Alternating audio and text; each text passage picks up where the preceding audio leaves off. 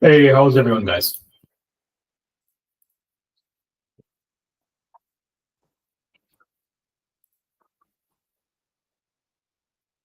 Hi, Maha. Hey, how are you? I'm good. How are you too?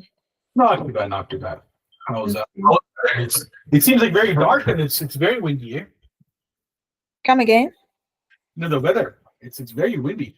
Yeah, it's raining this way. It's raining here. It's like I think it's because that the what is it, the hurricane?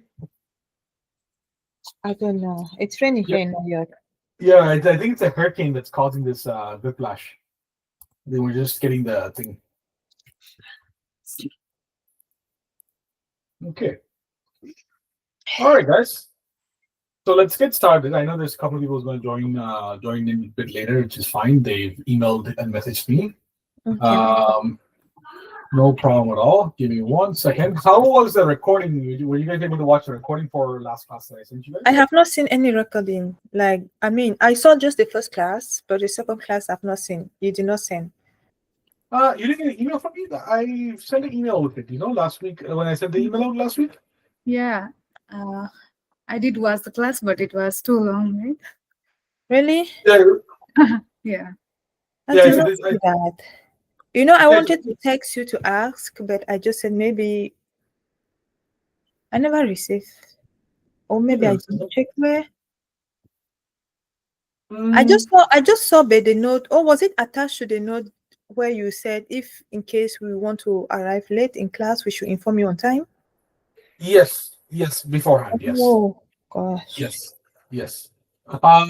Give me okay. So I sent the email on October 21st at 8:49 p.m.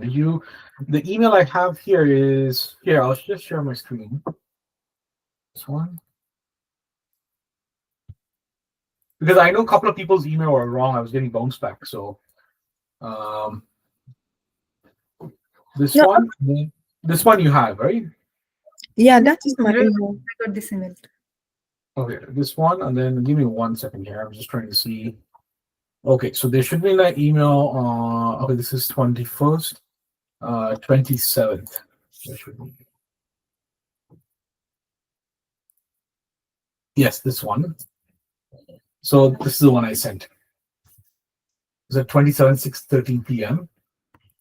Oh, I just read the note and I did not see the attachment. I don't know, maybe because I checked through my phone and No worries, that's okay, no problem. Yeah, just give this a watch. I will go through tonight after this. Yeah.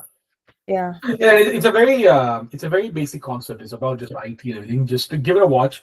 If you have any question, you can just email me or message me I on will do WhatsApp. that. No problem.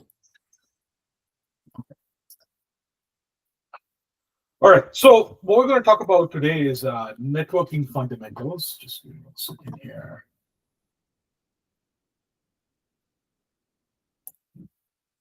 One second here. Sorry.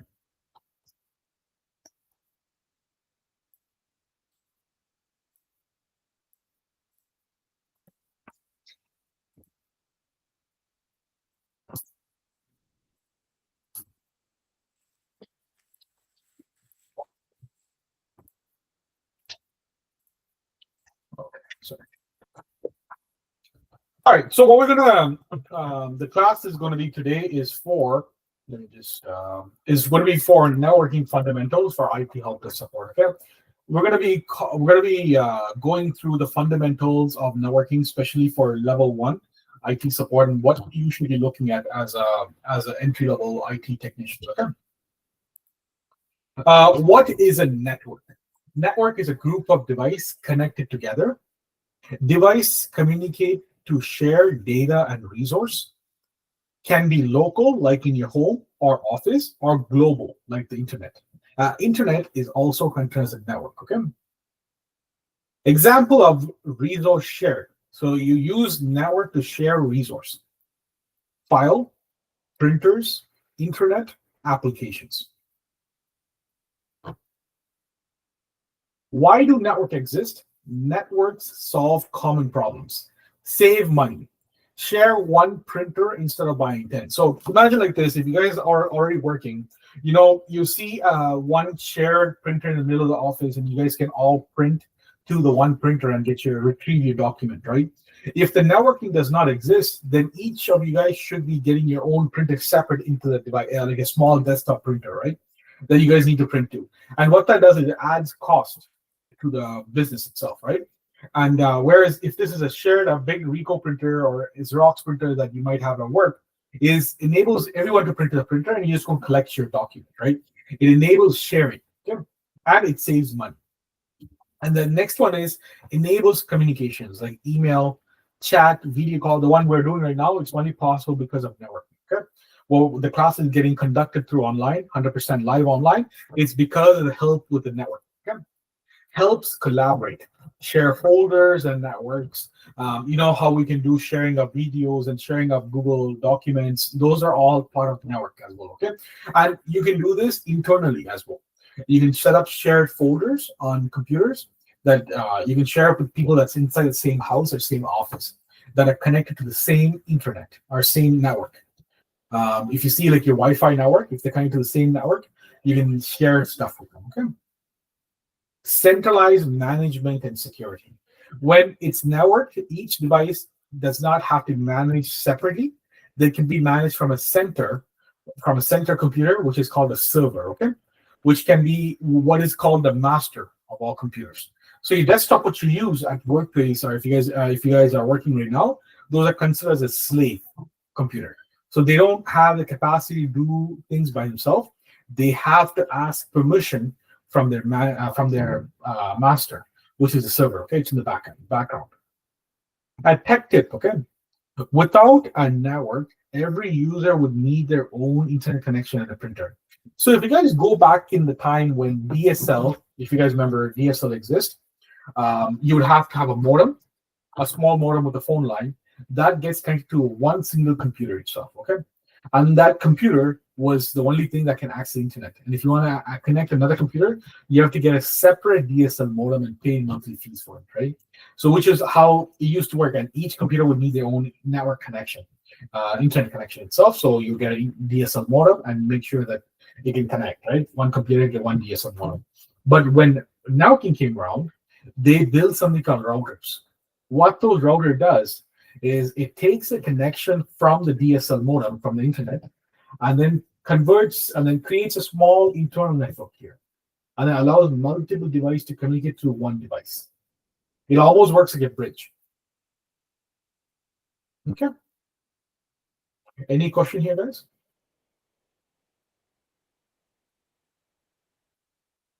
Okay. How does a home network look like? Device are print phone, laptop, tablets, smart TVs, printers. Router connects to ISP and shared internet. So if you see here, you see in this sheet over here, this is your ISP, meaning Internet Service Provider, okay? Who provides you internet. In Canada, we have Rogers, we have Bell, you have Virgin Mobile, Telus, Tech Savvy, those type of guys, right? They're the one who provides internet to your house. So you get the internet from the ISP through the wiring they have to your wall, right, in your home. And then you will be able to get a modem provided by whoever it is, Rogers, Bell, given whatever it is, right? And that gets connected to a router. Nowadays, Bell or Rogers, what they give you is a modem and a router combined together. It's one device. I'll show you.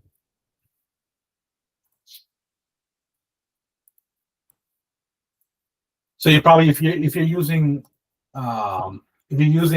Bell, you'll get a router that still looks something similar to this, which has a modem and a router built in together. But back in the olden days, you had a separate modem and a separate router, but just to make it easier and cheaper for consumer, they put it in one device nowadays, okay?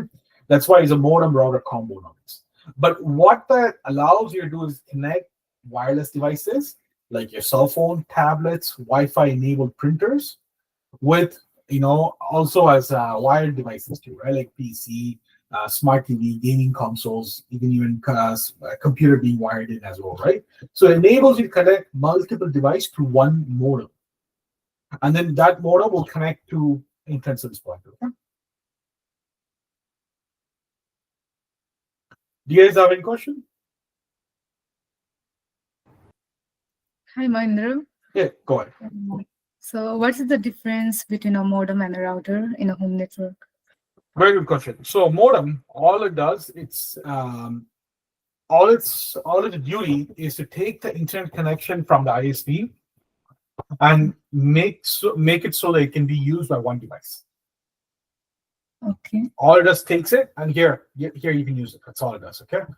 Your router allows you to connect multiple devices to the router itself, and then it communicates with the modem as a single person.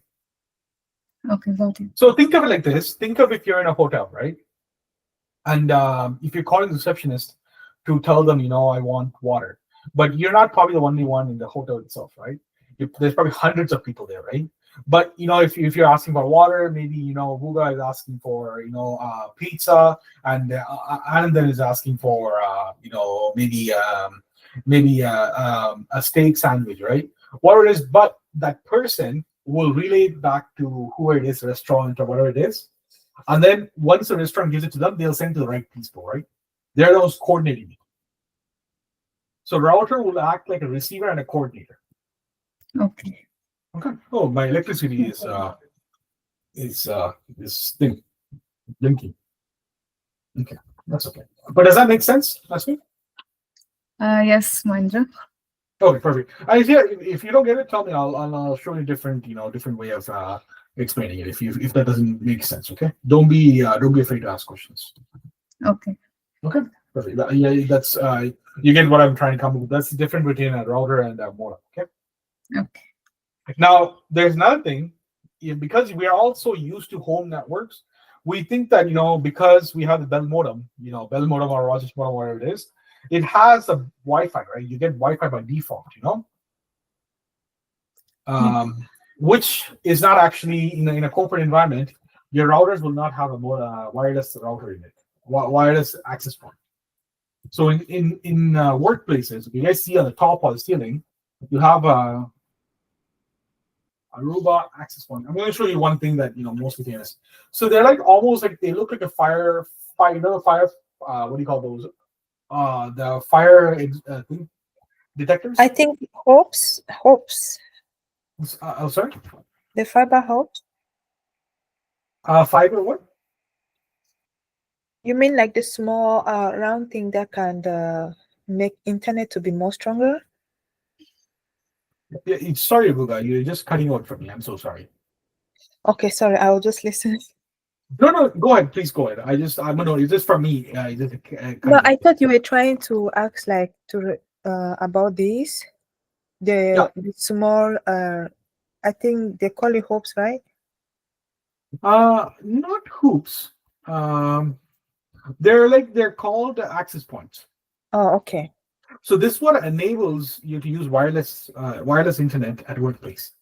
So in a corporate environment or in a workplace, your router will not really have Wi-Fi built in. They're all separate systems. So you'll have a modem, you'll have a router, and you'll have access points. And these things they'll place like maybe depend on how big your facility is. They'll place 10 to 20 of them across the building itself. They look almost like a small thing on top of the ceilings that produces Wi-Fi internet, wireless internet. That's all. The job is just to do wireless internet. That's it. And they get a wired connection to the router.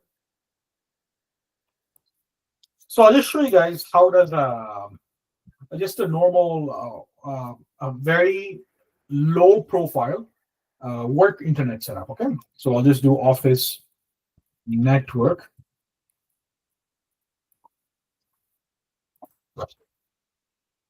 Okay, so I'll just show you here. A very good one is.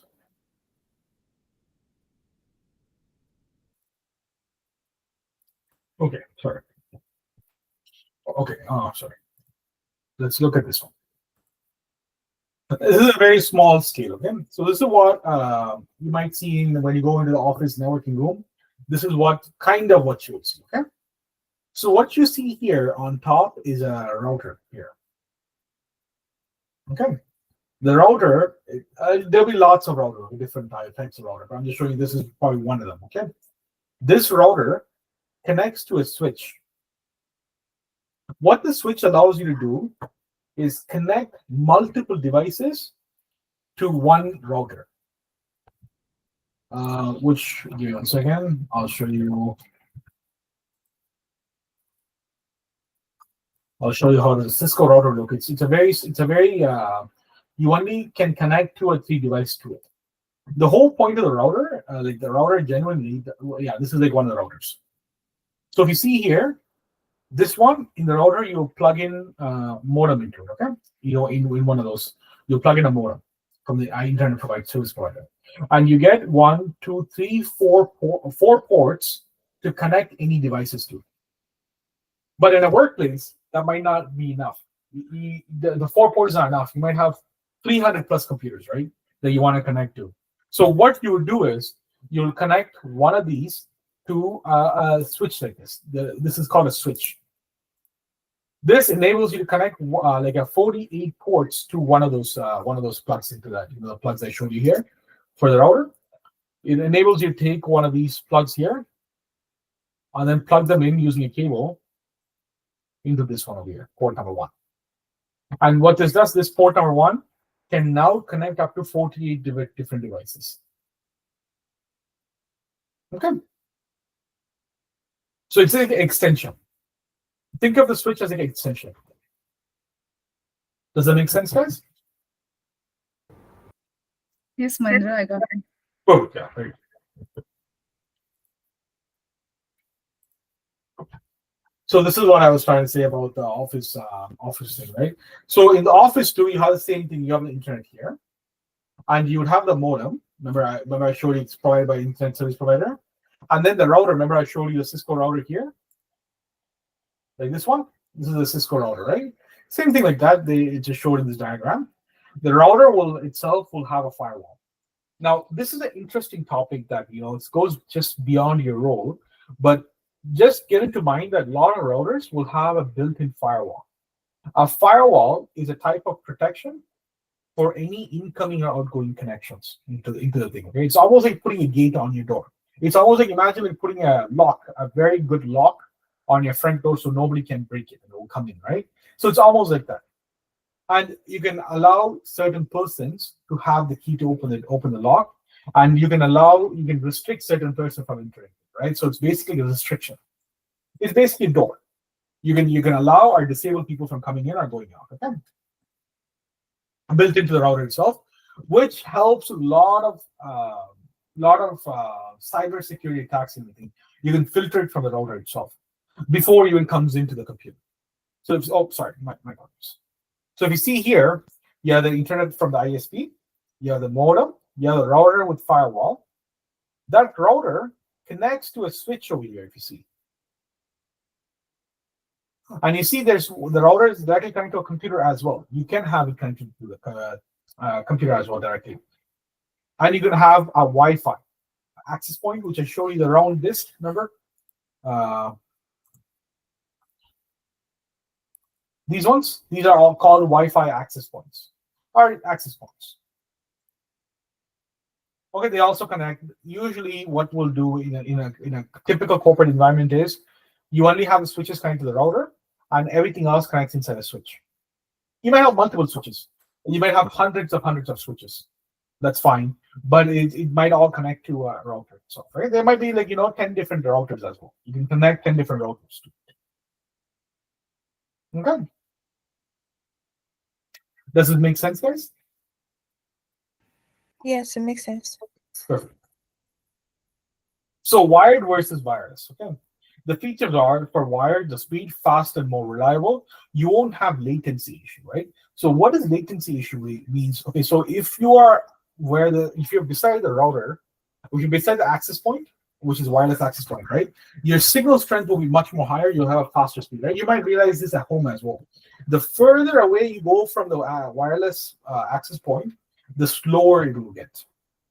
And you can test this by sitting next to your router at home, which is a router, access point, and a modem built together, right? All three in one. You can sit beside it and see if it actually affects it, right? And you'll know that the further away it goes, the more that slower it gets.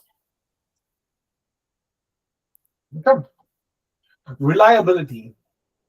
Wired are much more highly reliable than wireless internet. Okay, that's why in a corporate environment they would always prefer to have a wired connection if that's possible. The secondary is, if you want to be more on the moving end, that's when they will do wireless connection. But if it's a desktop, they will try to get you in wired as much as possible. It is the most reliable and the most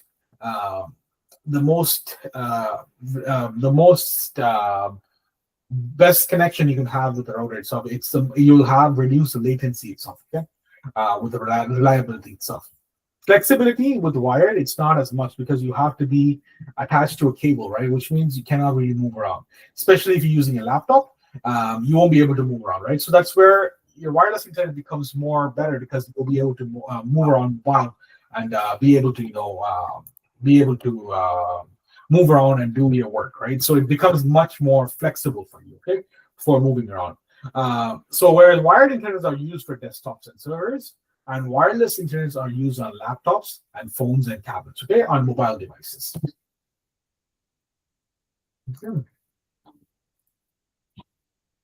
So nodes. So I just want you guys to remember these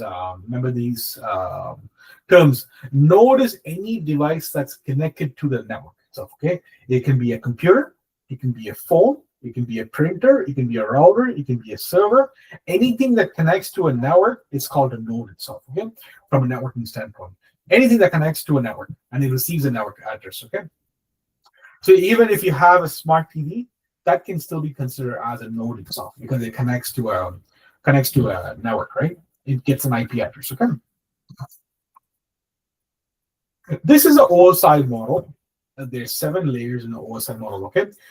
This is how everything in your network that happens. Everything starts from the physical. It goes from bottom to top. Okay. Everything is stacked on top of each other. And if any one of these layers are broken, then that doesn't work, right? So the bottom has to be properly set up. It has to have the foundation first properly. Okay. And for your network to be working properly. So first one is called the physical layer. It's where your connections are.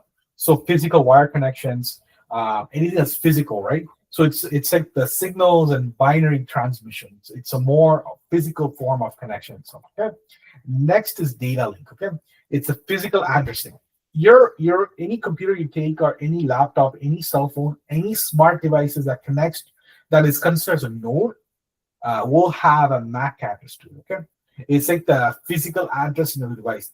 Each of the device will have its unique MAC address, which cannot be duplicated, which cannot be, there's never a duplicate of it in the world. Okay, there might be misconfiguration, but it shouldn't be. Each device has its own specific and specialized MAC address that is meant for that device. My laptop will have a MAC address as well, and it's based out of how many ever ports you have that connects you to the network. So if my computer is able to do wireless and is able to do wired connection and it has a Bluetooth, then there will be 3 different MAC addresses on my computer, but they are unique to my computer itself, okay? Or unique to the chip itself. Same thing with your cell phone. Your cell phone will have a MAC address as well. If you have an iPhone, you take your iPhone and you go into your settings. You go into general, and if you go into about, and if you scroll down, you'll see something called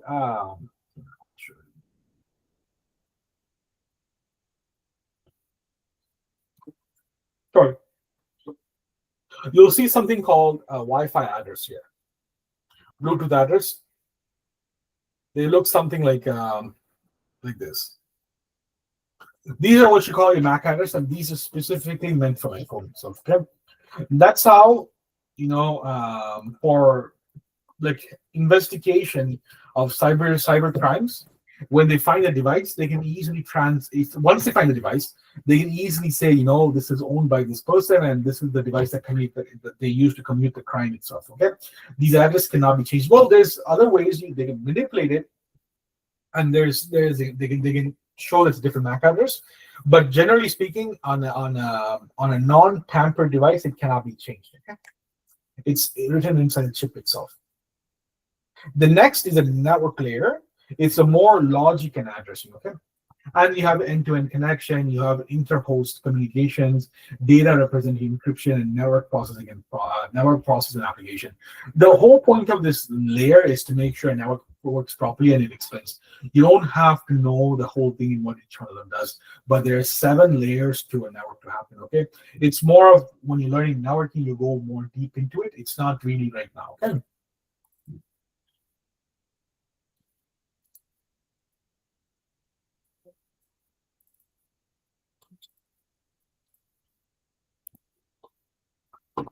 All right.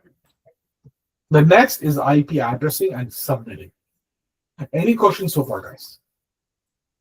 And for the people who have joined late, you'll get, and people who couldn't join, you guys will receive whoever let me know who will receive the recording of the videos. Okay. Any questions so far, guys?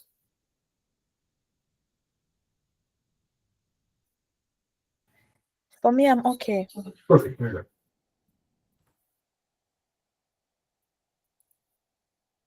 Okay, so understanding IP address and subnetting, the language of networks. What is an IP address? IP stands for Internet Protocol. It's like a home address for devices on the network itself. Every device need one to communicate. So basically, think of it like this: if you're living on a street, right? Your house is on a street. Your house has to have an address, right? Let's say, for example, our address is 4168 Finch Avenue East, Scarborough, Ontario, right? We have to have the address so we can receive mail. But if you think about it, 4168 Finch Avenue East, it's a big facility with like hundreds of offices, right?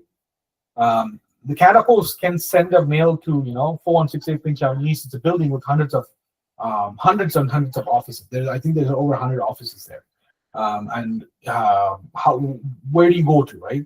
So think of the same concept like that. Like when you're internet ISP provider, when they send a link to your modem, your router is the person that takes the information and sees who this belongs to and sends it to them. So our location is Penthouse 05, right? So if you were to send a letter to the 4168 Finch Avenue East, what happens is Catapost comes and drops it off to internal the building management. The management there'll be a small sign that says PH05, which is an internal address. Catapost does not know. So what they'll do is they'll come and put into my office's mailbox, which is Penthouse 05, which is how it's internally works, right? Same thing happens with router. The router will take information that is sent by the modem and be okay, this belongs to this person from the mapping. It sends it out with a small coding, right? That only understood by the router itself. And that's how it sends it to the correct person, even though there could be hundreds of devices coming to one single router itself. Remember.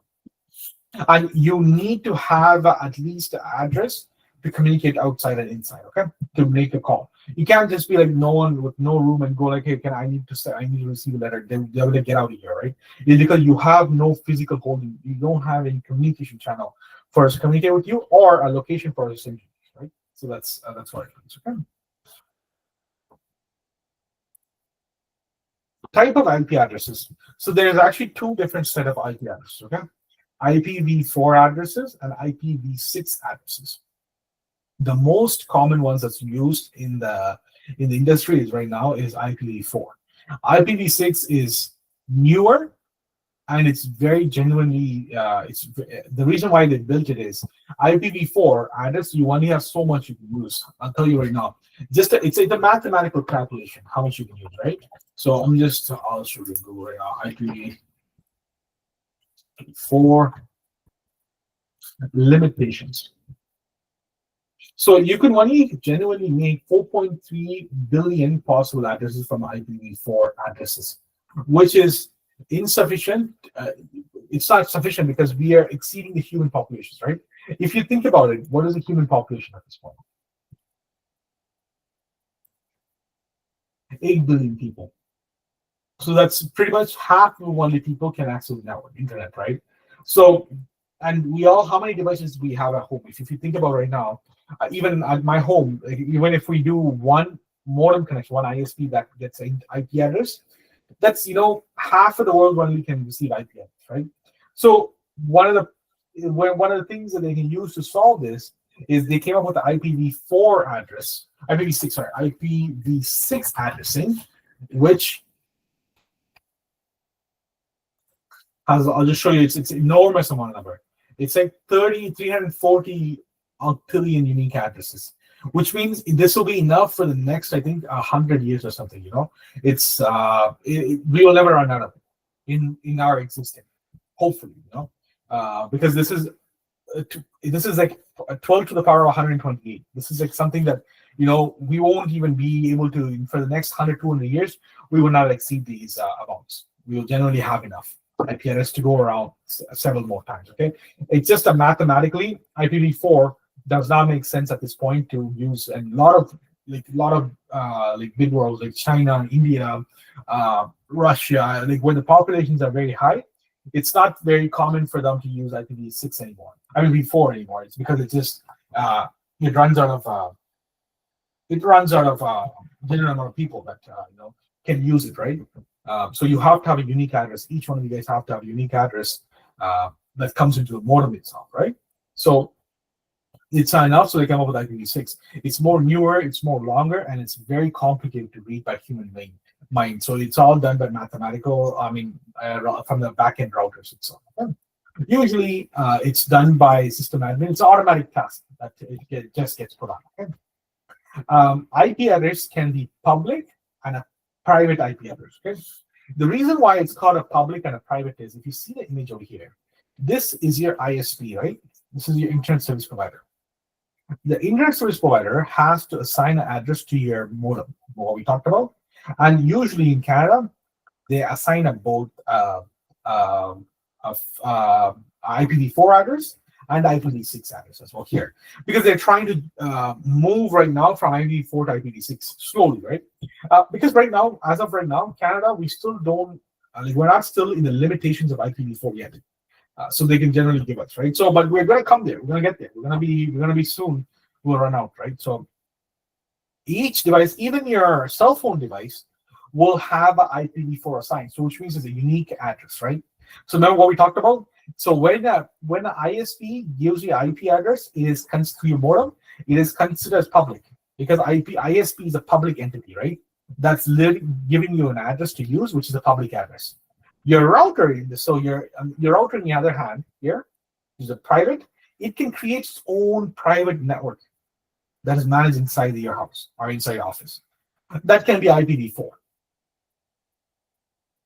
I know it's a bit, it doesn't make sense, guys. It's just it's because, yeah, imagine like this, right? We're all from a different ethnicity, right? From here, right? Maybe our language, what we speak out inside the house, can be, our own mother tongue, right? But when we talk outside, we talk in English, right? So imagine the same thing like this. The public language what we use is, English, right? But for me, when I'm talking to my parents, I have to talk in town, which is a private language, right? So think of the same thing like that. When ISP gives you an IP address, it's considered as a public IP address. But when you do something internally into your office, inside your office, that is considered as private IP address, which I'll show you an example of. You guys can all try this too. If you just go to google.com and see what is my IP, you'll get to see what is my IP address.com. Okay, you go there. Give it a second. Yeah, there you go. So this is an IP address that is assigned by my ISP. This says Google LLC. This is not Google. This is using a VPN. That's used by home. Okay, I have a VPN, special VPN that it uses, but mine's a Rogers. And Rogers currently assigning me. This is not Rogers, but it's obviously, as I said, it has a VPN to mask my IP address. But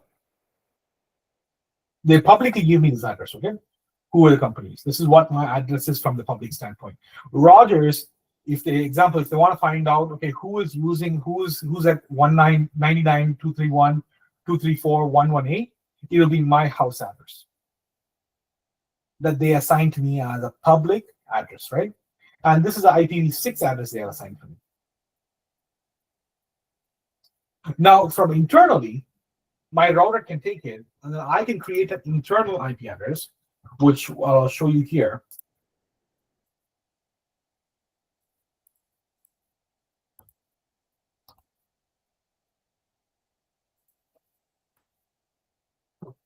If I open up CMD, which is command prompt,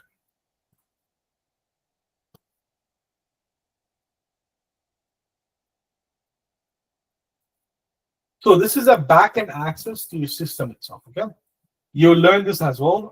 This is a very good tool that you can use to figure out if the computer is up and online, if the computer has network connection or anything like that. Right. So in this, I'm going to type in IPCONFIG.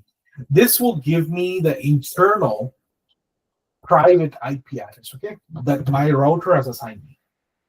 So if I type in ipconfig, I don't know, let's just zoom in the screen for you guys. It's called ipconfig, okay? And if I click enter, I'm just going to zoom out for a bit. This is going to give me several information. The one I'm genuinely interested in is my wireless LAN adapter, which is Wi-Fi. This is my Wi-Fi adapter, because my computer is right now connected through a wireless internet, okay? So this one, I have an IPv6 address as well that is assigned from my router, okay? This is a private address. And this is my IPv4 private address, okay? You see the difference here? This is assigned by my router internally. This here, in the back end here, 9923, this is assigned by my ISP. This is a public address here that starts with 99. The one inside my computer is right now, this is a private IP address. Okay, this is associated with my home itself. It's internal. Okay. And it's the same thing as Office concept, right? The address can be 4168 for the whole world, 4168 Finch Ave East. But when you're inside a building, you have to know what's the unit number, right? What floor, what unit number. That's what matters. Because a 4168 is just a big building. It's a concrete building. You don't know where to send it to, right? So internally, like if you go ask me, if you're in 4168, you have to come to penthouse 05, right? That is the internal address of the building created. Same concept. Okay? Does that make sense, guys?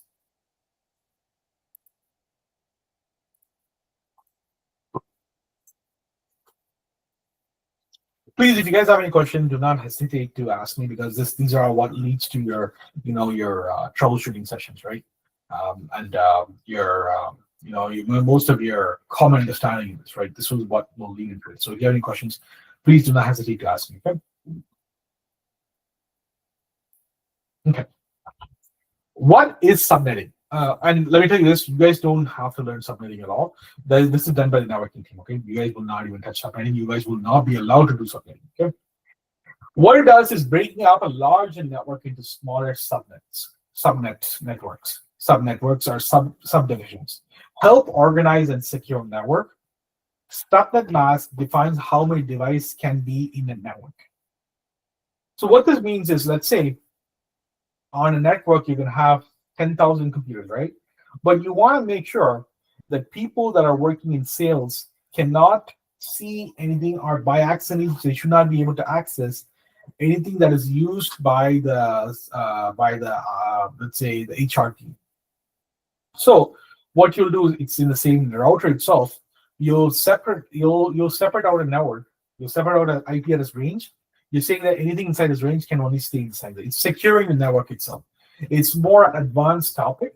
As I said, just know that subnet will allow you to divide a network into chunks and assign the whole network to a group of people. A group. It's a grouping of networks, right? So it's more of grouping of network. Okay. You will not be promoted to work this. You'll have to be, completing your networking and going more into networking and having configuration knowledge into router itself. But just understand that subnetting will allow you to divide chunks of networks. Okay. It's more separating networks for security and those techniques. So this is what we call IP addressing and subnetting made easy for help desk analyst. Let's make an IP simple. Every device on a network needs an IP address to be found. It's like a phone number, unique, and it tells where to send data. Two main types of IP address, which we talked about: IPv4, which is easy to recognize. You can read it at 192.168.0.1. It's more easy, and IPv6 is more complex, but it's future-proof. Okay, there's two different set types of IP addresses. The IPv4, IPv6. One is called dynamic, where your router will actually automatically change the IP address or give a new IP address every now and then. Okay, your router is in charge of giving a new IP address to someone and also renewing it, and it could come up to be a different IP address. And just as a quick test for you guys, if you guys want to do it, I show the IP configuration command, right? Do that now. Write down what IP address you got on your wireless. Okay, leave 1 or 2 more days. Do the same command after rebooting your computer. Okay, let's shut down your computer tonight. Come back tomorrow morning or evening. Turn it back on, and then go in and do the same command and see if your IP address have changed. Which means your router, if the IP address is not getting used for 24 hours, or if the IP address has been leased out to someone for 24 hours, it will take it and renew it. You can genuinely get the same IP address back, or most time what happens is you get a brand new IP address.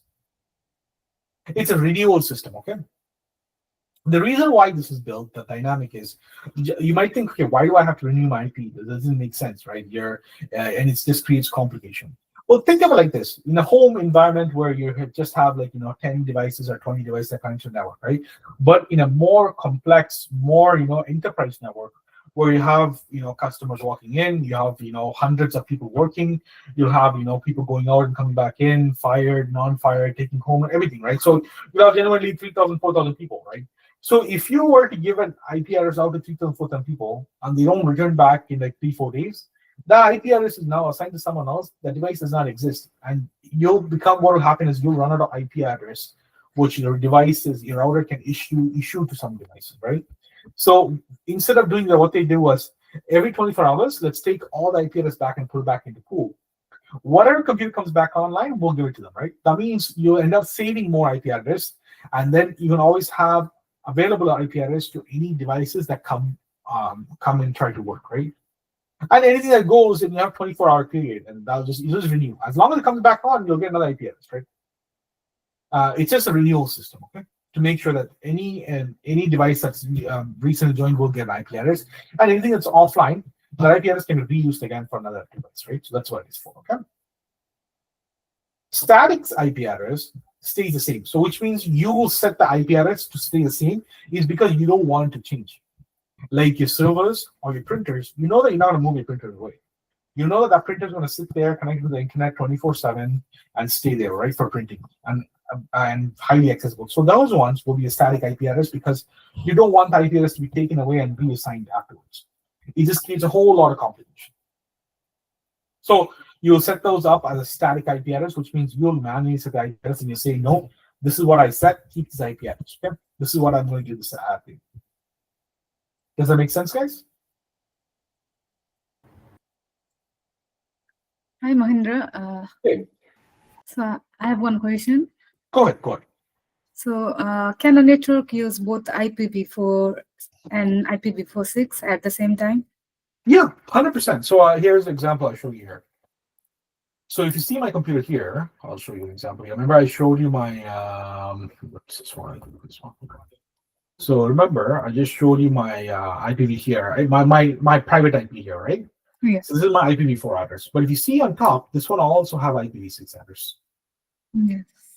In case, this is the reason why they have this is everybody knows in the future IPv6 is going to take over IPv4. So instead of forcing everything to do it at that time, it's better for them to enable it. And then when the time comes to disable it, it will seem seamless for users, right?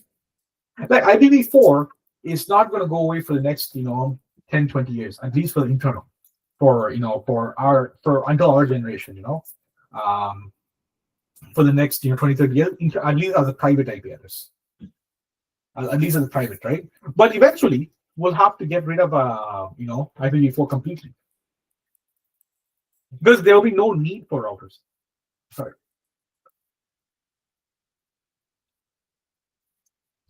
Does that make sense? Ashmi? Yes, Mahendra.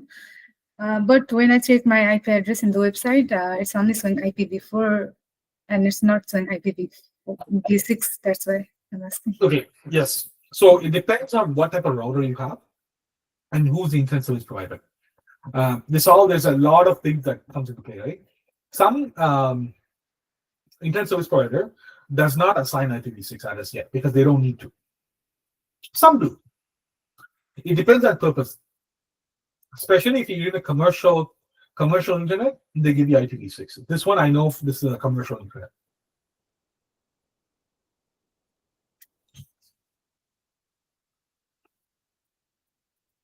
Okay. Okay, Mahendra. Thank you. Yeah, it depends on your scenario who gives you the thing. Not all.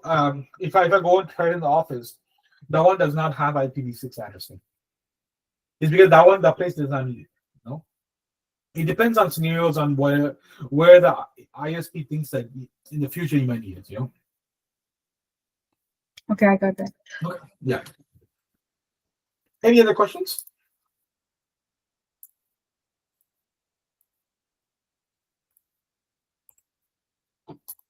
Okay. Subnetting without the math. Think of subnetting like breaking a bigger apartment building into units. Subnet mask tells where the network ends and where it begins. Example 255.255.255.0, which equals 254 devices in one network. Also, I'd like to show you something here as well.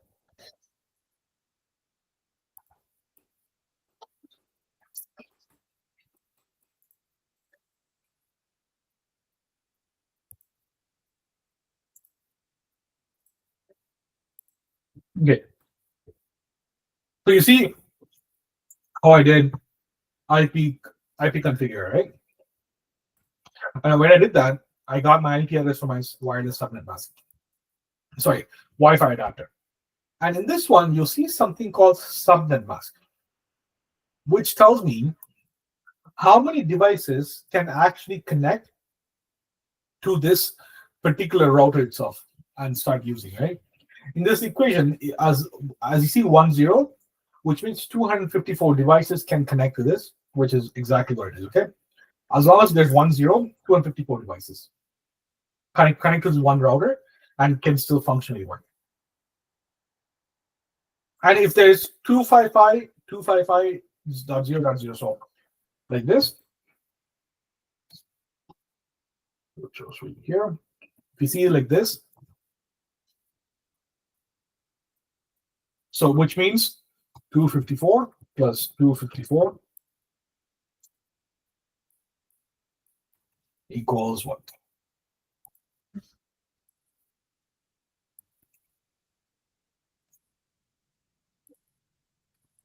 You have 508 computers, okay, on this router. And as I said, you won't be configuring any of these. These are part of a networking scope, but networking role, right? But just understand that's how the subnetting works. This is how you would divide the network. If you need to have, if you need to have 700 plus computer connect to the same network, you'll do instead of this, you'll do .0.0.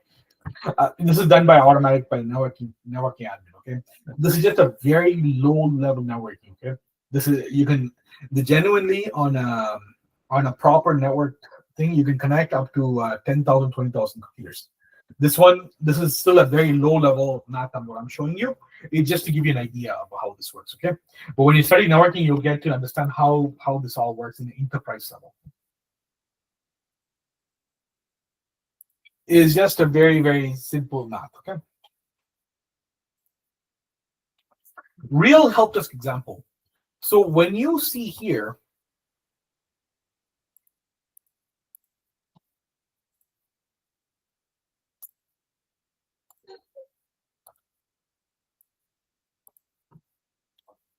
so instead of seeing 192.168.192 or whatever your network starts with on your router, if you see 169.254, which means the DHCP is not working or equals no IP at no network. Okay, so that's something you just have to memorize. If you see the number called 169, like over here in the IPv4 address, 169.254, that means there's no internet. Okay, some issues with the router itself. And if you ever see the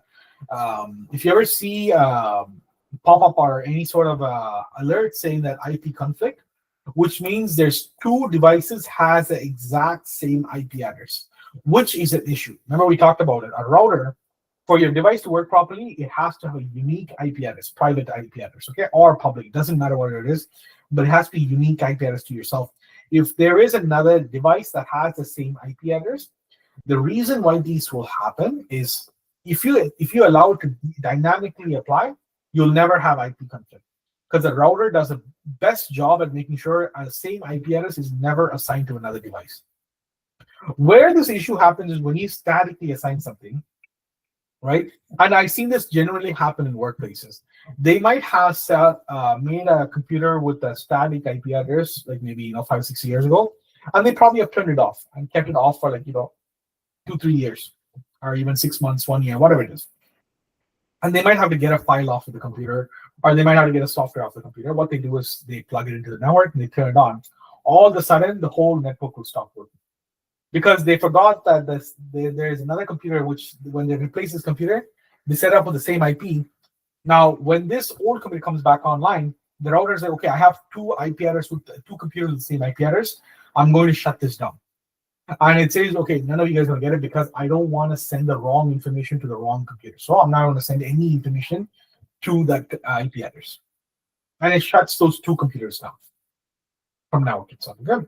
So which is a very genuine error. What you'll get is called IP conflict. Two devices using the same address. Okay, just memorize that. And you'll also cannot connect to the printer. Some people will be like, okay, I can't print, I can't see the printer, whatever it is. You want to make sure you can ping the printer. So I'll show you this other command as well, which is a very useful command for you guys, which is called ping.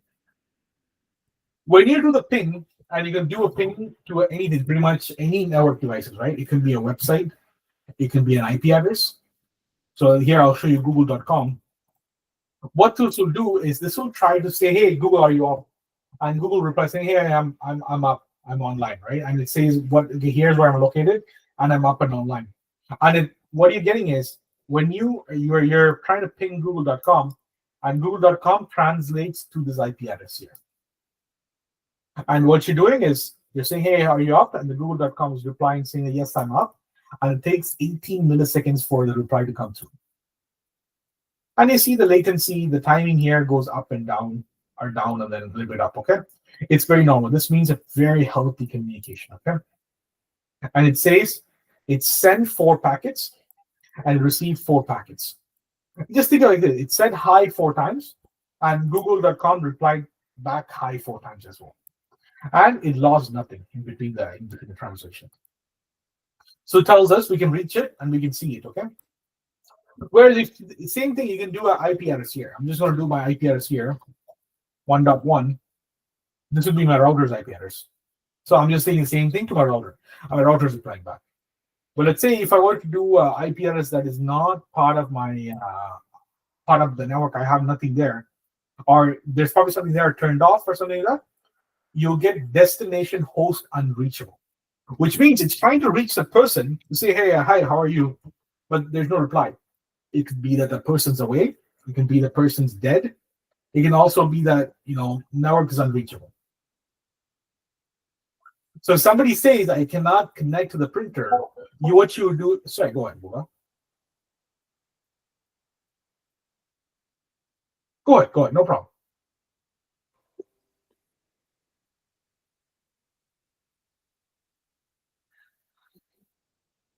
Okay, no problem.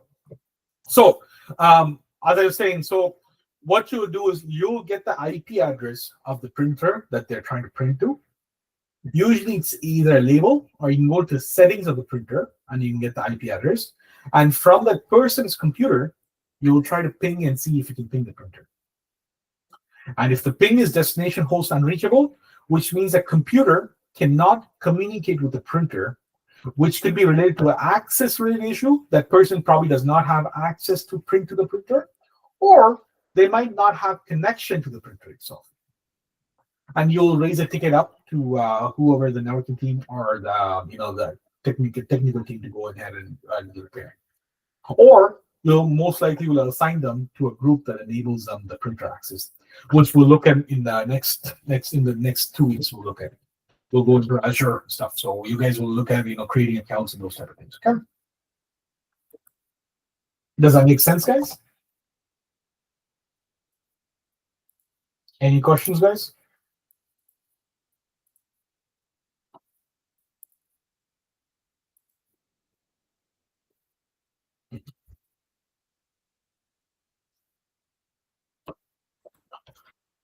From 192.168 to the internet, IP address and subnetting matrix. What do the number mean 192.168.100? This is your IP address at home or inside the office. This is the private IP address, okay? It tells your computer where to send and receive data. A peek at the internet address book. IP address is internet address. DNS is a name translator. So remember I showed you in the pinging.google.com, right? There's a big IP address. So realistically speaking, your computer is able to only talk in numbers. I mean, your website's all hosted on IP address, right? But it's so hard for you to tell people, okay, my website address is 404.686.762 or something like that, right? It's very hard. So DNS is a service that helps you to put an address to a number. So when you type in google.com, what it does is your web browser will see, okay, can you tell me where does google.com, where do I go? What is the address for Google if somebody calls google.com, right? And I think, okay, google.com is located at this IP address, and it sends them there. That conversion between name to a number is done through a service called DNS. IPs can be reused privately or be globally unique. Okay. What's my IP address on the network? Just like mail needs your home address, the internet needs your IP address. Every phone, laptop, printer has your own address. What I showed you through IP config, okay? Typing that on your computer. How can I get an IP address? DHCP gives out IP address automatically. Sometimes we assign them manually, sometimes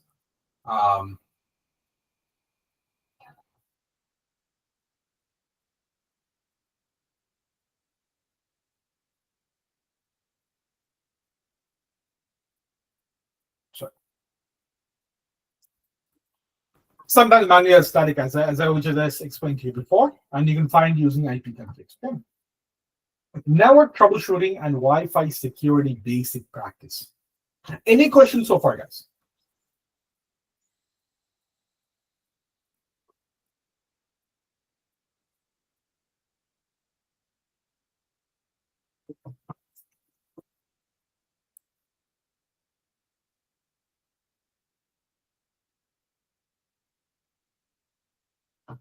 Okay.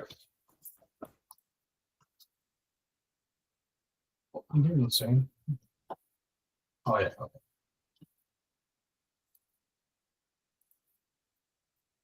What is network troubleshooting? So the definition is diagnosing and resolving issues that is affecting network connectivity and performance. Don't worry, the image is just a GIF. Okay, that is the image of it spinning. It's not, nothing's loading. It's just an image. Okay. Why it matters is ensure continuous access to the resources like the internet, email, printers, and shared drives. Tier 1U focus on basic check and escalating complex issues. Type of network problem that you'll see in the workplace is no internet access, limited or no connectivity, slow connection speed, dropped connections, IP address conflicts, and DNS issues. These are the common 6 issues that you'll face in workplace, okay, as a tier 1. The troubleshooting process, and this is what the logical process of troubleshooting is. Yeah. So when you go into interview, when they ask you a scenario, they'll expect you to think through these steps. Okay. First thing is identify the problem. So you want to clearly ask, what is this problem? Okay. And you want to ask as much question as possible. If somebody says, hey, I'm not connected to the internet, you want to start off with where they're located. The reason why it's important is they could be working from home or office, right?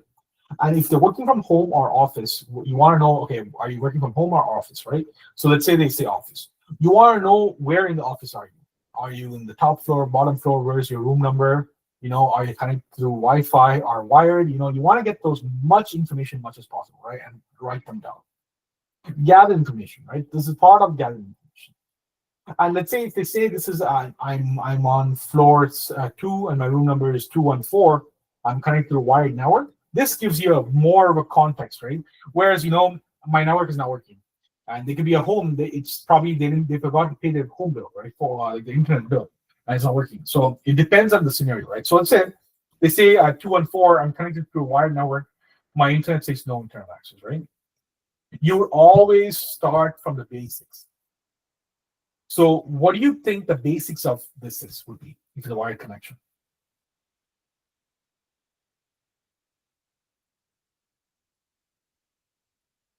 What do you think the first thing that you guys can check?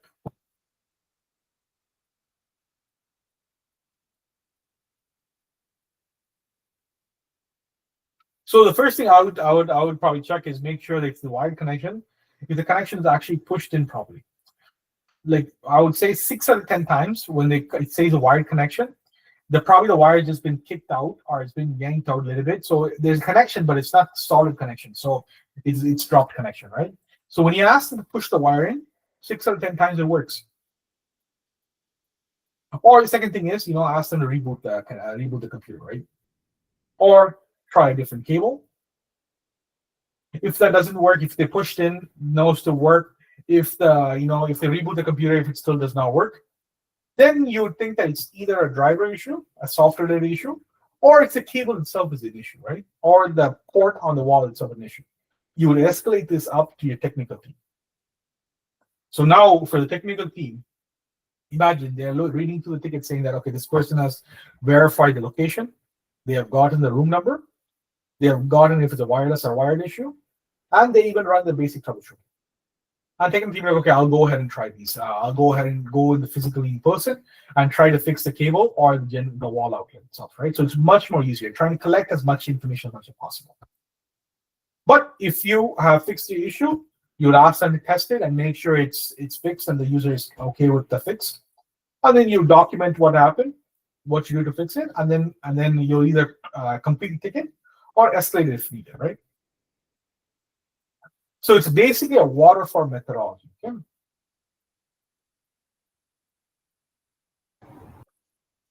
Go ahead. So is the traveling steps differ for wired versus wireless network? Yeah, it's honestly for almost any problem, it's the same methodology. Any problem. If they say I cannot print to the printer, you'll first identify all the problems, right? So where you're located. Are you at home or in the office? Where's your location, right? Where is your computer located? What is the printer's name? Where are you trying to connect to? You know, when was the last time you were able to connect to it? When was the last time it worked? You know, all the information as much as possible, right? It works the same fashion.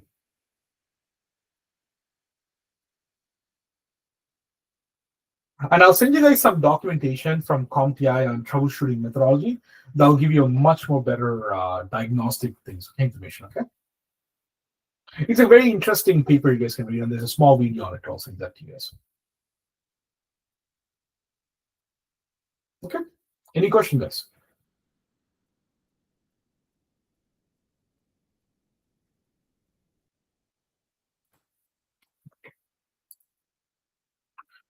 Tools for troubleshooting. We looked at ping recently. We looked at ipconfig recently. We'll look at NSLookup.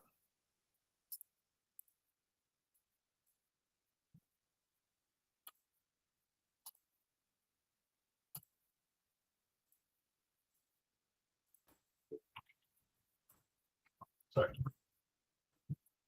What does NSLookup does is, I'll do the google.com again. It gives us all the IP addresses that is associated with that name itself. So if you see google.com, it's located at all these addresses. The reason why one website will have multiple addresses is for backups. It's in case something goes down, right? If some case something happens to one of these, another thing will have another thing can take over and still work on. Because Google.com are there's billions of people go to Google.com every minute, right? So they want to make sure it's accessible by everyone quickly. So they have backups and backups and backups. So there's like about 10. These are just, you're only seeing, I think, the top 10 backup servers here. In case one of these goes down, you'll still be able to go to Google. Whereas if you see this, if you see t.ca, our institution address, there's only one server, right? Which because we don't have heavy amount of traffic coming to our site. We just need one for now, okay? And in the future, we might have two cloned website, right? That's just access backup. For now, we just have one, which is this address over here. ctect.ca and this address. And if you try to ping this address as well, this will show the same IP address. And if you try to ping Google, it will show the same. It'll show the, it'll show this one. And it depends on if the server is busy or not as well, right? So it shows 192.168.121. This one, it shows the last one over here. And maybe later on when we try it, this might be something different. So here, yeah. I erased the other one so you can see, but the other one was one, I think it was some other address, but that's okay. But the address can change because of how busy one server is, right? Now the next one is very interesting is if you have, you can use traceroute. What this will show, this is a very interesting one. It will show the direction it travels to reach ctect.ca. So imagine from your house, from your computer, it's leaving to go and find ctect.ca, right? And imagine it's walking through the streets and it's going through the paths to go to ctect.ca. You're literally seeing the paths. So this is my computer here. This is my router, and it's going to Rogers pool, which is Rogers cables, like big junction boxes, and it's going to Ajax City Rogers junction box. And then it's reaching another IP address. It's going through those, like imagine going through the alleyways, right? And you're literally seeing how the packets are traveling. The path it's taking to travel. The reason why traceroute can be very, very good for you to get a master on is, let's say, if the person is not able to print, right? Are not able to see, are not able to do, cannot go to website or something like that, right? You can do a trace route to the website and see where it's exactly getting stuck. Is it getting stuck on our side or is it getting stuck on someone else's side, right? Like imagine if this starts at, this is my computer's address, right? This is my router here. And if it stops generally right after this, it means my router is blocking the connection. But let's say if it's going to Ajax, it's going to Ajax and it's going to some other place and it's getting stuck here, that's not in our side. We can't fix it. It's not in our side, right? It's left our building already. It's getting blocked by the vendor side, right? So we would raise a complaint saying that this is getting blocked from the vendor side. Can you guys please fix it? We'll send that information over to our networking team. They'll reach out to the vendor, who the manufacturer is, and tell them of the software or the product, and tell them this is what's happening. Can you guys please, unblock us? If it's our side, then we can send that to our networking team to say, this is getting blocked on our side. Can you guys unblock it? They might unblock it or they might not, depending on the security risk that it brings, right?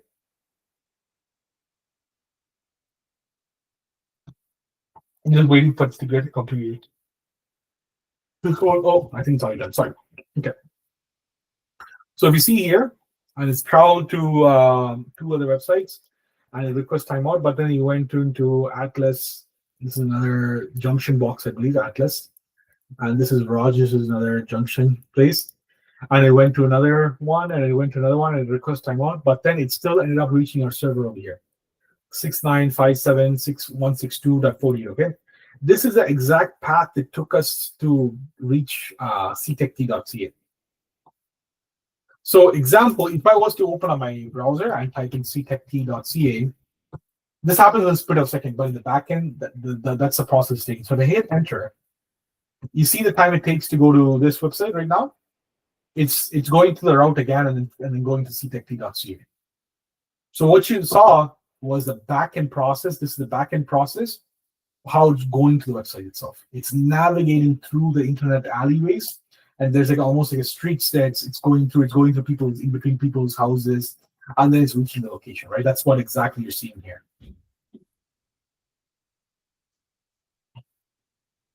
Any question, guys?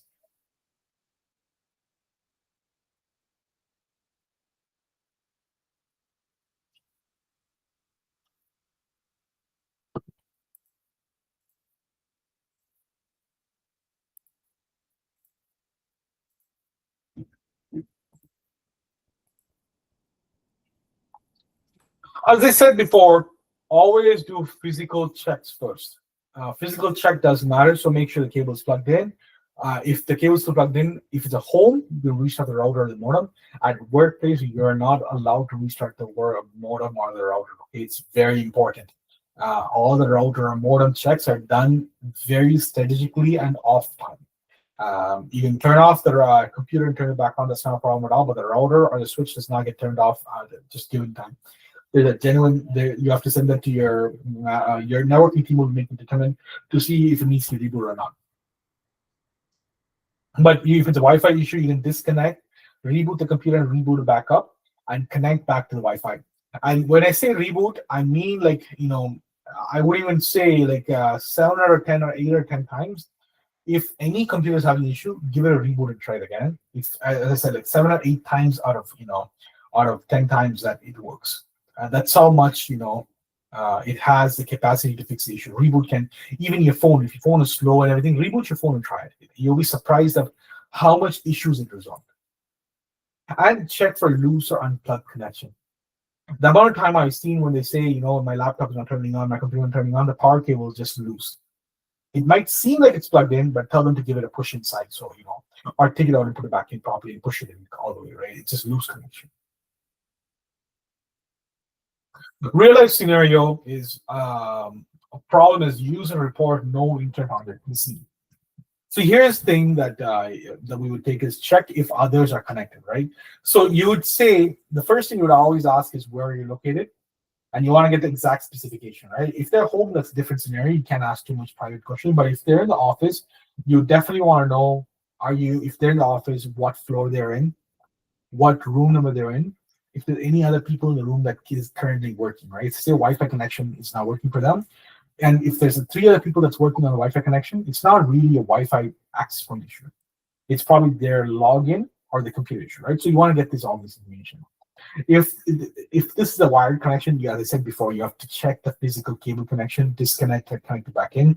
If they do have another internet cable that they can, swap it out for, try that. Or if they can connect to the Wi-Fi and check, they can connect to the Wi-Fi and check, right? So you want to roll out all physical thing, right? And use a ping test to the gateway. So the gateway means your router. When you type in ipconfig,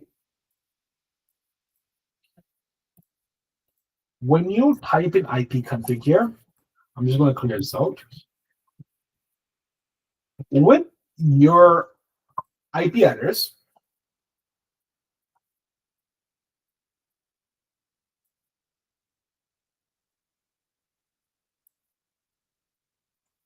so this is your computer's IP address, right? IP default address. You're also getting something called default gateway address. This is your router's address. This is telling your computer, this is a direction where I need to go to get out. So it's basically an exit door, like that. So for you to exit a building, you need to know where the exit door is, right? To get out of the building, right? So that's exactly where the entrance or the exit point. We can consider this as the entrance and the exit point. This how your modem sends the internet connection through to your computer, and your internet connection from your computer sends a packet out of this route as well through the router. So make sure you can ping this router. So if you do ping and type in 192.168.86.1. What this is telling me is I have a healthy connection to my router, which means there's a high possibility that I can get out. Does that make sense, guys?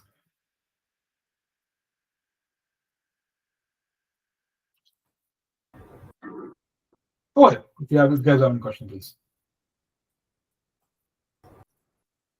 So, Mahendra, what about DHCP server? So, how can I check the DHCP server is working or not? Okay, so very good question. So there is a command which you can use to check if your DHCP is working or not. I just cannot run it right now. It's because if I run it, I'll lose this connection. But it's config / if I just type in help, you see where this says release renew. What this will do is, remember what I told you about.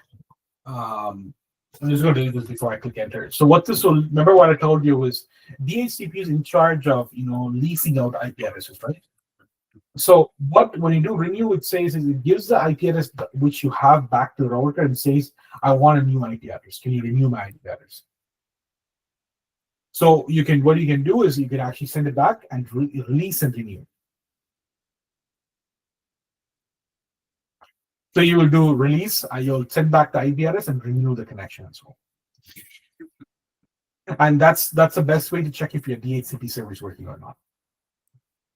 So the command is ipconfig and release or renew, right? Yeah, you'll do release first. You release the IP address you have, and then you renew it. Okay. Okay. Or if you think that like a lot of companies usually you can check this way too as well.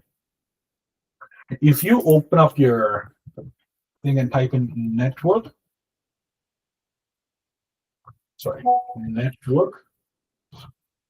and go into view network connections.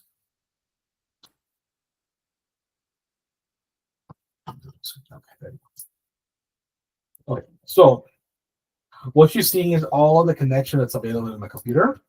And right now I'm only worried about my Wi-Fi, okay, because I'm on my Wi-Fi connection. So if I was to just highlight this, right click and do properties, this will open up the Wi-Fi adapter settings. Now you see IPv4 address here and IPv6 address, okay? It's enabled. But let me go into IPv4 address. Let me double click and open. This says obtain IP address automatically, which means it will go to my router and be like, hey, router, my name, this is the other one's, whatever the computer name is. Can I get an IP address so I can access that? And the router will be like, okay, no problem at all. Here's an IP address. But if I wanted to put it into use the following, it means, okay, all right, this is what I've been assigned. Here's the thing. Make sure I have the IP address available. The router will be like, okay, if it's available, use it. But if it's not, then you can't go anywhere, You'll be stuck. Does that make sense? Yes, Mahendra. Perfect. Okay, very good. I'm going to cancel so. Very good questions. All right, scenario 2 is slow internet connection. Check other devices. So you want to find out if they're home or if they're in the office, right? And if they're in the office, what room and whatever it is, right? And you also want to know if the other people in the same facility, the same where they are in the room or whatever it is. You want to make sure that they are able to access the internet without any issue, right? It may be genuinely, it's probably a reason because there's too many people are connected to one access point, or they're just too far away from the access point itself. So they just don't have a very stable connection, right? We'll get all the information, we'll put it down in the ticket, and then we'll actually send it to our networking team. Some things that you can check is use Task Manager to test the usage, check the usage. So if you go to start over here and search for Task Manager, what this does is it genuinely shows your computers what is currently being used and what is the current process of all the application, and to see if there's anything that's pulling that possibly can be making your computer slower. So if you go here, in the process, you're seeing all the program is getting run right now and how much usage it's using. So if you see right now, all the usage right now on the computer is using about 72, 48, 54% of my CPU. My memory is 54% from all the software. The disk is getting used 1%. Network is getting used 0%. GPU is getting used 40%, 30%. It does go up and down. But if we go into performance here, we can actually see what is getting used right now, right? We can actually go into internet. There's nothing getting used. But if you go into Wi-Fi here, which is my Wi-Fi connection, right? So you see here, what is the speed and sending data is. So if there's a high network usage here, yes, my network will be slow. If I'm also having a very high memory usage, like in the 90% usage, 80% usage, yes, my network will be slow. Because my computer cannot process that much, right? If my CPU is also in 90, 80%, yes, it'll be slow. Okay, so it depends on what is getting used and how much is getting used, right? Your computer does not have unlimited amount of power. It can do only do it so much, right? So you need to just make sure that, if they say, just ask them to go into Task Manager, go into Performance, and to read out to you how much percentage is getting used, especially the CPU, memory, and the Wi-Fi. If they're connected to Wi-Fi, if they're connected to Wi-Fi. Okay. That would determine if their issue is, a self-inflicted issue, or if it's genuinely a network-related issue. And if it's actually something their computer is slow, you can ask them to close the router, close the background application and restart the computer to see if it fixes the issue. If the issue still persists, and it's, let's say, the whole people in the northern side of the building is having a slower internet connection, we might have to let the networking team know, and they might do a scheduled router maintenance. You won't be doing it, that will be the networking team, okay? They'll actually communicate with the other people to make sure that, they can turn it off. And then at a given time, they'll turn off the router and turn it back on. You can't just, go ahead and turn it off and turn it back on, right? That's not how it works in a corporate environment. It's all timed, and everything is, done with the record, and it's done for a reason. Okay. Any questions so far, guys?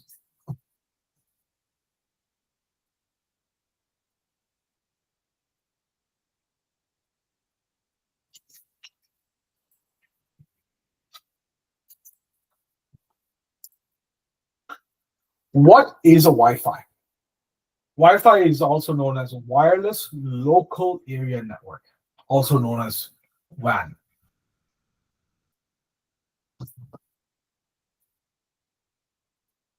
Uses radio signals to connect devices to the internet. Components are a router, access point, and client devices. Frequency band. So your radio signal has a frequency, and it's either 2.4 gigahertz or 5 gigahertz. The difference is 2.4, you see this house here. If your router is in the center of the house, 2.4 gigahertz can travel a long distance, but it's a slower speed. Further distance, slower speed, okay? You're compromising long range connectivity for the speed itself. Whereas 5 gigahertz, it's a shorter distance, but a faster connectivity, okay? That is a trade-off. Usually on a lot of routers, it is by default, allows you to use 5G when you're nearby, and when you go slightly further away, you'll automatically switch to a 2.4 gigahertz network. So you still have a connection, but it won't be as fast as if you're beside it. So to make sure you have connectivity, okay? At least that will give you some sort of connection than nothing, right? That's why some people, when they're far away from the router, yes, their connection will be genuinely slow because the distance from the router at the access point itself, it's further than the 5G speed. Okay. Common Wi-Fi issue is weak signals or dead zones, device interference, microwave cordless phones, too many devices on one router or access point, outdated firmware, router placement issues. So weak signals are sometimes in a bigger office or bigger thing, bigger corporate environment. You have to have the access points spread out throughout the facility so that everybody can seamlessly use internet. But sometimes you might have dead zones. It's because there's too much metal or too much concrete, or there's just too much, interference, like microwaves nearby or cordless phones nearby. Is because these things can affect the radio waves, right? In that case, they might even recommend putting another access point there, or it's just that place is just prone to those type of things, so they only allow for desktop usage or something like that, right? So it's because it's so hard for them to get a signal out there. Usually, you find this with these older buildings, like older elementary schools in Ontario. Has a lot of it's about, I think, 2 or 3 foot of thick concrete walls, because these ones are, in the back of the days, they were built so in case of a wartime, the wall doesn't collapse on kids, right? So the walls itself is very, very thick, and it's so hard to get Wi-Fi in the elementary school. Is because it's not very friendly for Wi-Fi itself, right? So nowadays they have made some tweaks to make sure each room has its own access point, so you have better connections. But before, it used to be very, very hard for us to get internet there. Okay. So updating routers firmware. Router also has updates for it. Okay? You have to make sure the router is up to date, and usually the networking team will make sure this is done. And this is also, they don't do it random. This is planned. There needs to be a reboot, so they'll plan it. They'll make sure there's a backup, and they'll also make sure that it's well communicated. So in case any issue comes further, they can actually rectify it, right? And router placement issue. If you place your router like at the basement and expect it to have a full signal in the second floor, you won't have that. It's because it has to go through layers, right? So the signal will definitely diminish, right? So you might not have the fastest. So you have to put in the mid floor, and it can be on the floor, right? It has to be a little bit on top of a shelf or something, right? So it's spreading out the signal itself. So make sure the placement's also not an issue, right? So that's why a lot of the corporate offices will have the access point mounted on the top and facing downward. So you'll always have very good signal flow across the floor, right? So it's not just from the bottom up, it's from the up to bottom, downstairs, down, okay? The signal. Any questions so far, guys?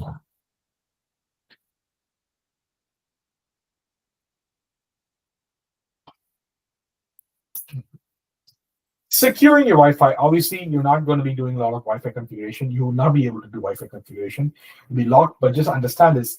Change the default router login. If you have a home, you have a default login, you should be going in and changing it, okay?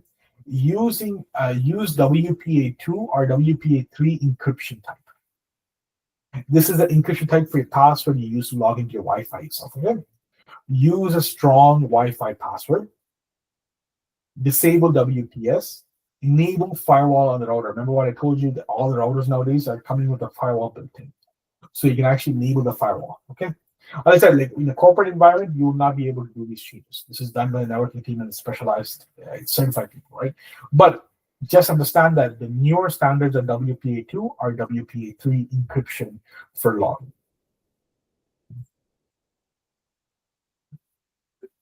Just give me 1 second, guys, please. We just give me 1 second.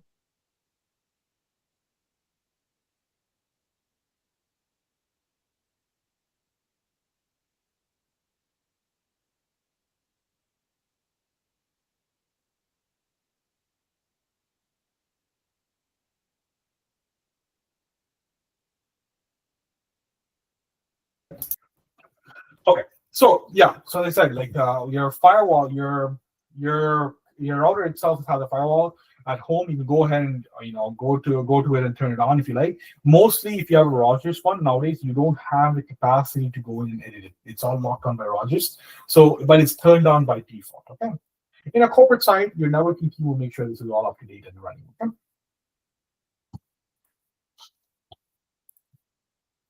Wi-Fi best practice is positioning your router centrally and elevated, as I said, on top of a bookshelf or on top, so it's the radio signal can spread, right? Keep the framework up to date, the software and router up to date. Use guest network for visitors. Turn off remote management. monitor connected devices. As I said, these are all done by your networking team, but it's just for your knowledge. Okay? These are some of the best practices that they take. Safe browsing and device security. Use antivirus and keep up to date. So all your computer in Windows 11 right now will have 100% free and one of the best antivirus built in called Windows Defender. Just make sure go in and keep it up to date. Okay. Be cautious with public Wi-Fi. So especially when you're on Starbucks, when you're in McDonald's, when you're in the airport, when you're using the free Wi-Fi, you have to make sure that you're using a VPN or somebody can actually interfere your connection and see what you're doing, right?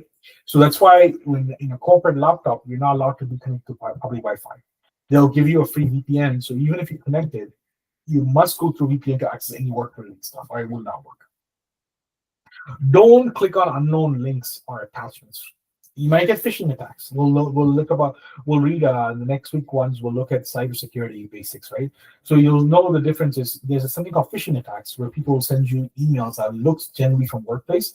So you will click and download attachments or run some program, right? That'll give them control over your account. Regularly update your device and apps. It's a must that you keep your device up to date and make sure that you're not missing any security updates, or this will cause your computer to be compromised, right? So you want to make sure that it's done. Okay.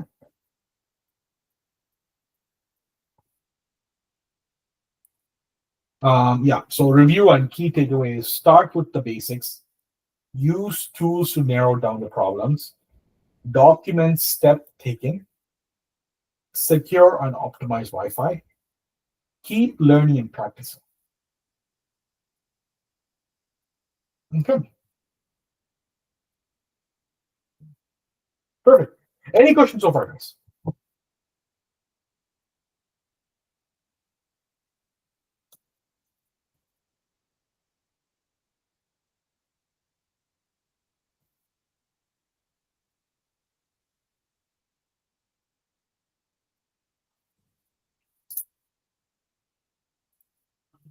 Okay. One second.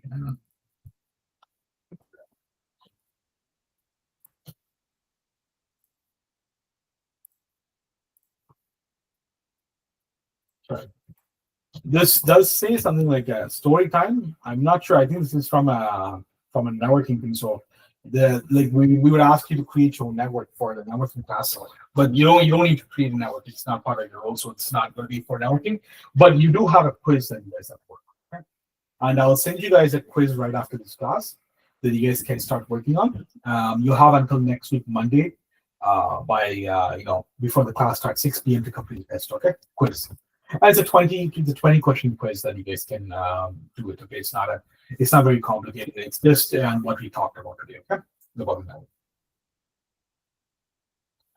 Any question, guys, so far?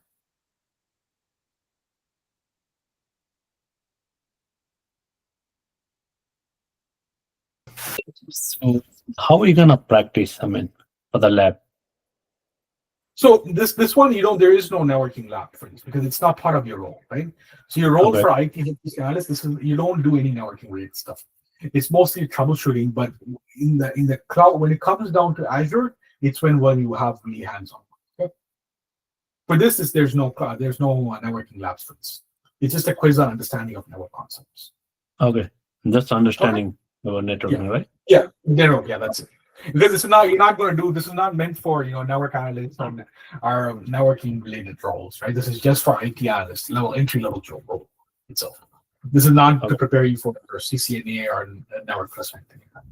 It's just the cybersecurity portion, which we'll cover next week. It's for you to understand for your role itself. When you see these type of common troubleshooting steps, you do have to troubleshoot network issue, ask and collect informations, but you will not be going in and fixing it on the router or network side. Okay, thank you. Yeah, no problem. Hey, I have one question. What? Do we also need experience to work as an IT help desk analyst, or is completing the certification enough to start a job? So in the current market right now, we've seen people who complete certifications. Well, I know in about 1 or 2 weeks, I'll get the report for you guys to see what is currently in the market right now for you guys. We've seen in the last one, people have completed their AZ900 and MS900. People get started to see interviews, right? They just completed last week Saturday, so they're already starting to see interviews coming through. It's not really oriented by just work experience. We'll give you some work experience that you guys can put on your resume, and we'll vouch for you guys too, right? But it means that when you go in for an interview, you need to know what you're talking about as well. Thank you. No problem. Any other question, guys?